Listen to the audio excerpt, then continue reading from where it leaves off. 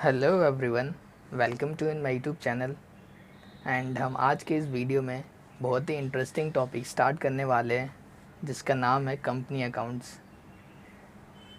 ये बहुत ही आसान चैप्टर आप कह सकते हैं। इसमें ओनली आपको जनरल एंट्री, बस आपके जनरल एंट्री के आपको रूल्स पता होना चाहिए। जैसे कि मैंने आपको डेबिट एंड क्रेडिट रूल्स के कैसे जनरल एंट्री पास करते हो मैंने आपको बता दिया है।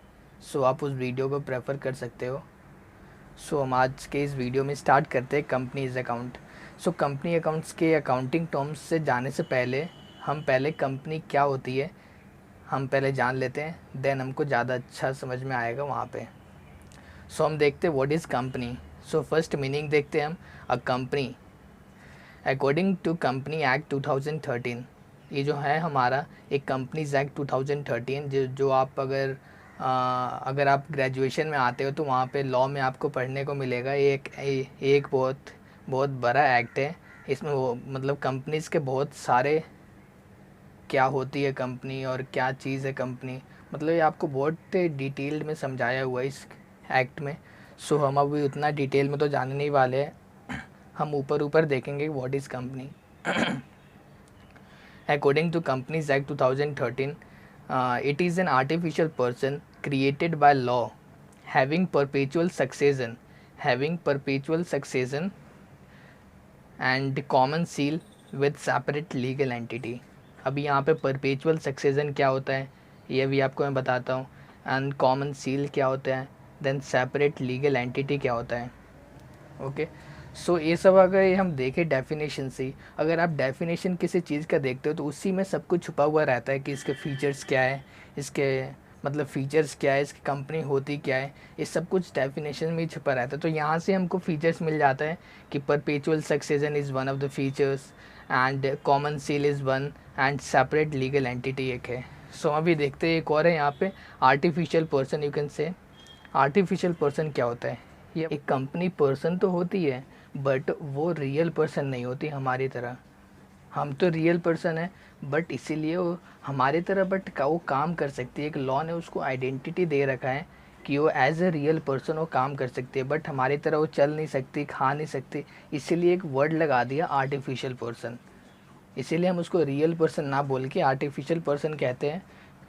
वही इसका मतलब होता है artificial person. Then perpetual succession की अगर आप डिक्शनरी मीनिंग की बात करेंगे तो इसका मतलब होता है कंटिन्यू। सो अगर सक्सेशन मतलब अगर मेंबर आए कंपनी में या जाए, कंपनी को कोई इफ़ेक्ट करने वाला, कंपनी अपने आप मतलब चलती रहेगी। यहाँ पे बोलते हैं change in members does not affect the existence of the company. Company का कोई फ़र्क ही नहीं पड़ेगा चाहे मेंबर आए या जाए। ये इसी को हम इसी फीचर्स को कहते हैं परपेचुअल सक्सेशन। और सेपरेट लीगल एंटिटी हम उसे कहते हैं जो एक मेंबर एंड जो company are both the separate legal entity. Company एक अलग एक कंपनी एक अलग एंटिटी है एंड मेंबर एक अलग एंटिटी है। So legally separate from its member. Company जो है वो दोनों एक नहीं है। जैसे हम पार्टनरशिप में होते हैं, पार्टनरशिप तो अलग ही है बिल्कुल कंपनी से। सो हम उसमें कंपेयर कर ही नहीं सकते। सो सेपरेट लीगल एंटिटी हम कह सकते हैं कि मेंबर्स अलग होते हैं और कंपनीज अलग होते हैं। और कॉमन सील, ये जो कॉमन सील होता है ये कुछ नहीं है। कॉमन सील एक जस्ट लाइक ए स्टैम्प होता है कि जैसे कि हमारी कंपनी एक आर्टिफिशियल पर्सन है, वो मतलब चल के कहीं साइन नहीं कर सकती। सो इसीलिए एक स्टैम्प बनाया गया है जिसको हम कॉमन सील के नाम से जानते हैं। आई होप आप समझ गए। इसके कुछ फीचर्स हम देख लेते हैं। आप फीचर्स तो वैसे देख लिए, वैसे एक और दो तीन चार फीचर्स देख लेते हैं हम कि क्या होता है। Features of the company separate legal entity, जो हमने ऊपर डिस्कस कर लिया कि legally separated from its member, वो अपने मेंबर से एकदम अलग होता है। एंड परपेचुअल सक्सेशन क्या होती है। परपेचुअल सक्सेशन हमने डेफिनेशन में भी देखा कि मेंबर में कम और मेंबर में go but company run for ever. Company पे कोई इफेक्ट नहीं पड़ेगा। और हम लिमिटेड लाइबिलिटी, जैसे पार्टनरशिप में हमारी अनलिमिटेड होती है, यहाँ पे उल्टा है। एक कंपनी में लिमिटेड लाइबिलिटी होती है कि अगर किसी मेंबर ने जितना अपना इन्वेस्ट किया है कैश या फिर मनी, जितना इन्वेस्ट किया है, जितना लगाया है, उतना ही उसको उतने मतलब अगर 1 लाख लगाया, सपोज़ 1 लाख लगाया एक कंपनी ने, एक्स ने एक्स मेंबर है एक, उसने 1 लाख कंपनी में लगाया है, तो उस 1 लाख के लिए लाइबल रहेगा और उससे ज़्यादा नहीं देगा वो। ओके, अगर हम पार्टनरशिप में ऐसे था कि अगर एक्स ने अगर कोई 1 लाख लगाया, तो अगर वहाँ पे क्योंकि अनलिमिटेड लाइबिलिटी रहती है, अगर पार्टनरशिप को अगर पैसे की अगर नीड है, तो पार्टनर से अपने घर के मतलब अपनी प्रॉपर्टी, अब पर्सनल असेट्स भी बेचवा सकती है। ओके, सो हम देखते हैं आर्टिफिशियल पर्सन क्या होती है। आर्टिफिशियल लीगल पर्सन, इसको लीगल भी कह सकते हैं, जुरिडिशियल जैसे हमने ऊपर पढ़ लिया था। आर्टिफिशियल पर्सन मीन्स ये हमारी तरह रियल पर्सन नहीं है, बट इसको एक आइडेंटिटी दिया गया है लॉ के द्वारा कि वो सब कुछ काम कर सकते हैं, किसी पर्सन के ऊपर सू कर सकता है, किसी पर्सन के ऊपर केस कर सकता है। सो ये इसके पास राइट है, लॉ ने दे रखा है इसको राइट। कॉमन सील की बात करें तो एक कॉमन सील एक स्टैम्प होता है जो कि आर्ट कंपनी जो साइन नहीं कर सकती, बट उनके पास एक स्टैम्प होता है लगाने के लिए, एक just like a signature you can say. अब हम प्रैक्टिकल प्रॉब्लम सॉल्व करने से पहले हम कुछ टर्म्स जान लेते हैं जो कि हमको हेल्प करेंगे वो प्रैक्टिकल प्रॉब्लम सॉल्व करने के टाइम, क्योंकि ये टर्म्स आपको पता होने चाहिए। ये आपको प्रैक्टिकल प्रॉब्लम क्वेश्चंस में आपको मिल सकते हैं। टर्म्स होते क्या है हम देखते हैं। फर्स्ट है जो ऑथोराइज्ड कैपिटल। ऑथोराइज्ड कैपिटल क्या होता है? सो हम एक एग्जांपल लेके करते हैं ऑथोराइज्ड कैपिटल। ऑथोराइज्ड कैपिटल को हम नॉमिनल भी कहते हैं, नॉमिनल और रजिस्टर्ड कैपिटल भी आप कह सकते हैं। आप रजिस्टर्ड कैपिटल भी कह सकते हैं, ये दोनों सेम है, तो आप कंफ्यूज ना होइए। ये दोनों नाम मतलब ऑथोराइज्ड कैपिटल को ही हम ये कहते हैं। अब हम एक एग्जांपल लेते हैं। सपोज ऑथोराइज्ड कैपिटल जो है हमारे पास, let's say suppose 10 lakh at the rate ₹10 के हिसाब से है हमारे पास ऑथोराइज्ड कैपिटल। एंड इसमें से कंपनी अगर चाहे कितना भी इशू कर सकती है, वो उसके ऊपर है, बट वो 10 लाख से ज़्यादा नहीं कर सकती। इसके ऊपर ये उसका ऑथोराइज्ड कैपिटल या फिर रजिस्टर्ड कैपिटल इतने में रजिस्टर्ड हुआ गया है कि इसके अंदर ही आप इशू कर सकते हो। तो लेट्स से कंपनी अगर चाहती है तो उसने 8 लाख इशू कर दिया, 8 लाख एट द रेट ₹10 के हिसाब से इशू कर दिया। ठीक है, सो इतना अगर इशू किया तो हम इसको इशूड कैपिटल कहेंगे। अगर जितना बच गया, जैसे 10 लाख में से 8 लाख इशू कर दिया एंड 2 लाख इशू नहीं किया, तो हम इसको कहेंगे unissued capital eight the rate ₹10। Unsubscribe capital क्या होता है? ये तो होगा नहीं कि अगर जितना हमने इशू किया उतना नहीं, अगर जितना हमने इशू का मतलब होता है सोल्ड, जैसे हमने इन्वेंट्री में भी पढ़ा था।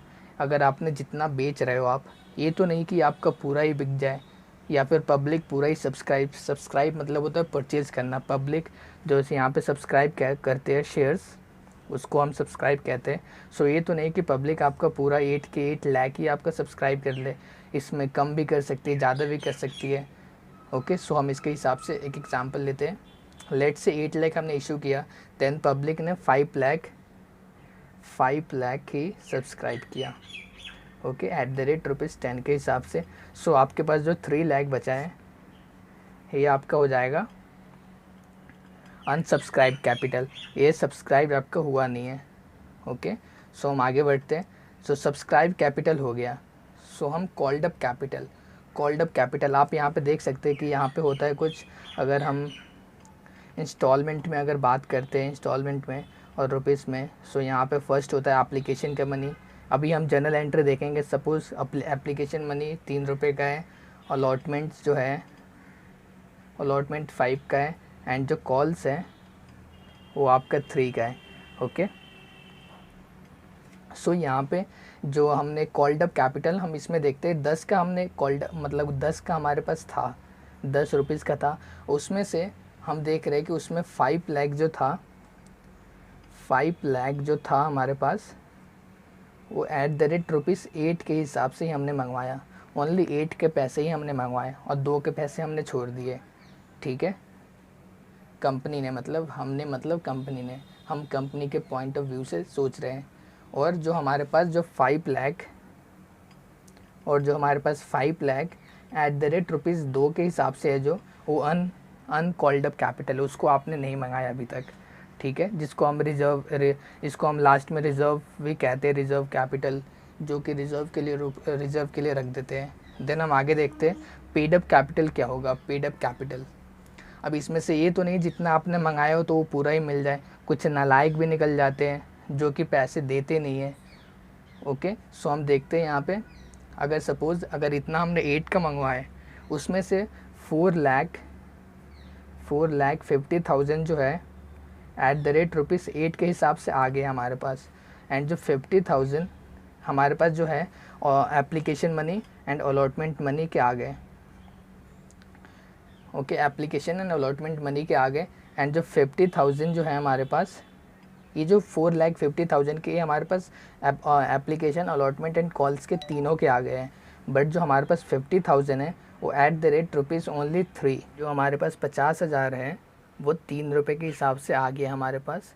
बट अभी भी जो क्योंकि हमारे पास जो कॉल्ड अप कैपिटल था वो हमने 5 लाख में से 4,50,000 जो शेयर होल्डर थे वो 8 रुपये के हिसाब से हमें पैसे दे दिए, और जो 50,000 थे वो 3 रुपये तक ही अभी आया हमारे पास, जितना पेड अप कैपिटल हम इसको कहेंगे अभी। और जो रिमेनिंग हमारा बचा हुआ है 50,000 @5, क्योंकि 50,000 ही हमारा कॉल्स इन एरियर कहेंगे जिन्होंने पैसे अभी तक नहीं दिया। आई होप आप समझ गए। अगर आप नहीं समझे तो आप वीडियो को रिमाइंड करके देख सकते हैं। और ये जो हम अभी क्वेश्चन में करेंगे कि एप्लीकेशन क्या होता है, अलॉटमेंट क्या होता है, कॉल्स क्या होते हैं, ये अभी हम देखने वाले हैं। सो आप बने रहिए। सो अब हम देखते हैं जनरल एंट्रीज़ कैसे पास करते हैं। ये मैं आपको अभी फॉर्मेट दिखा रहा हूँ, फिर नेक्स्ट वीडियो में आपको मैं एक प्रॉब्लम सॉल्व करके दिखाऊंगा कि कैसे हम इतने क्योंकि कंपनीज अकाउंट के आप जब क्वेश्चंस देखेंगे ना बहुत बड़े होते हैं। सो उसको हम कैसे, पहले हम स्ट्रक्चर ड्रॉ करके देन उसको हम कैसे सॉल्व करेंगे, देन आपको मैं नेक्स्ट वीडियो में दिखाऊंगा। पहले हम देख लेते हैं जनरल एंट्री क्या होता है for issue of shares for the cash. अभी हम कैश के बारे में देख रहे हैं, क्योंकि हम अभी आगे जो पढ़ने वाले कंसिडरेशन अदर देन कैश भी होते हैं, जो असेट सोल्ड करते हैं वेंडर को, ये सब आपने सुना होगा नाम बट हम अभी बाद में पढ़ने वाले, पहले हम कैश वाले देख लेते हैं। अगर हम on receipts of application money, अगर हमारा पहले हम एप्लीकेशन पे देखते हैं, जो फर्स्ट होता है हमारा एप्लीकेशन होता है, देन सेकेंड अलॉटमेंट होता है, देन फिर थर्ड कॉल्स होता है। कॉल्स में भी आपको first call, second call and third call देने होते हैं। सो अभी देखते हैं वो क्वेश्चन के हिसाब से हम देखते हैं कि क्वेश्चंस में क्या बोला है, फर्स्ट कॉल बोला है, फाइनल कॉल बोला है, सेकेंड कॉल बोला है। सो यहाँ पे अगर एप्लीकेशन की मनी आपको फर्स्ट टाइम में रिसीव होता है, सो आप याद रखिए कि आप जब भी जनरल एंट्री पास करेंगे आप फॉर्मेट में ही पास करेंगे। मैं आपको समझा रहा हूँ इसलिए मैंने ऐसे लिखा है, जैसे कि बैंक अकाउंट डेबिट टू में शेयर एप्लीकेशन अकाउंट। ओके, सो क्योंकि हमारे पास पैसे आए तो हमने बैंक को डेबिट कर दिया, शेयर एप्लीकेशन अकाउंट। ओके, सो हम फर्स्ट टाइम जो होता है एप्लीकेशन मनी पहले आपको रिसीव होता है, देन ड्यू होता है।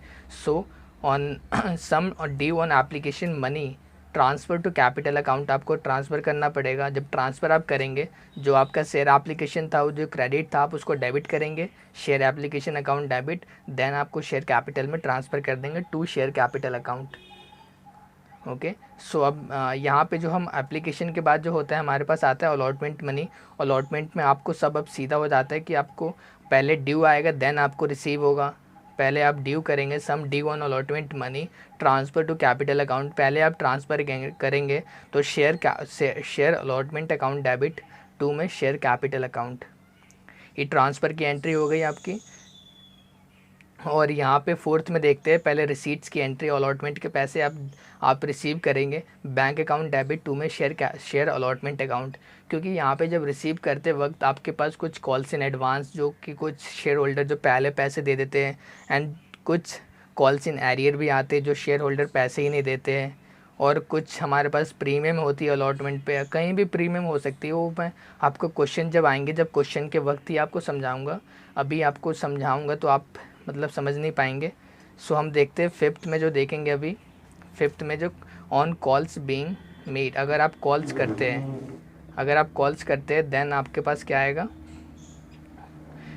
फर्स्ट जो आएगा ऑन कॉल्स बीइंग मेड, तो आपको फर्स्ट ड्यू करना पड़ेगा। ड्यू की एंट्री आप कर सकते हैं share calls account debit to में शेयर कैपिटल अकाउंट। याद रहे आपको कि मैंने कॉल्स में आपको बताया आपको, क्योंकि क्वेश्चन में ये बताया गया कि फ़र्स्ट कॉल पे इतने पैसे थे, सेकेंड कॉल पे इतने पैसे थे, देन थर्ड फाइनल कॉल पे इतने पैसे थे। क्योंकि 3 ही कॉल होते हैं, हम फर्स्ट सेकेंड एंड फाइनल पे कहते हैं, हम थर्ड नहीं कहते, वैसे हम फाइनली कहते हैं।